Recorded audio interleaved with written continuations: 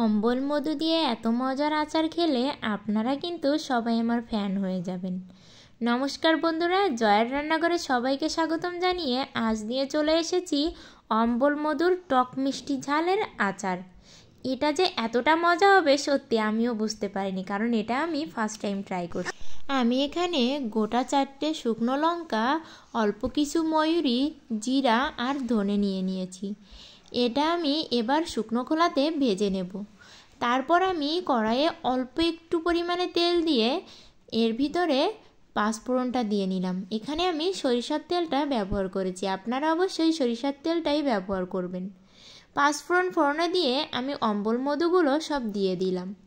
এবার দিয়ে এটাকে তেলে একটু অল্প পরিমাণে ভাজি করেই এর ভিতরে আমি পরিমাণ মতো চিনি দিয়ে নেব।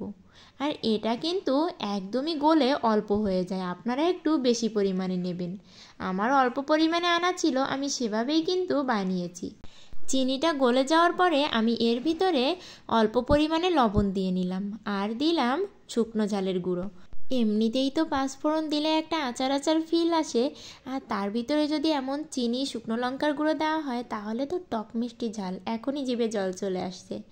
আর ওই যে মশলাগুলো ভেজে নিয়েছিলাম ওগুলো আমি গুঁড়ো করে নিয়েছি। এবার আমি অল্প পরিমাণে দিয়ে দিলাম, কারণ এতটা গুঁড়ো আমার লাগবে না, আমি একটু বেশি পরিমাণেই করে রেখেছি। এবার এটা দিলে কিন্তু আচারের স্বাদ দ্বিগুণ বেড়ে যাবে। এভাবে দেখুন আমার টক মিষ্টি ঝালের আচার রেডি। এভাবে কাউকে খাওয়ালে কেউ বুঝতেই পারবে না যে সে কিসের আচার খাচ্ছে।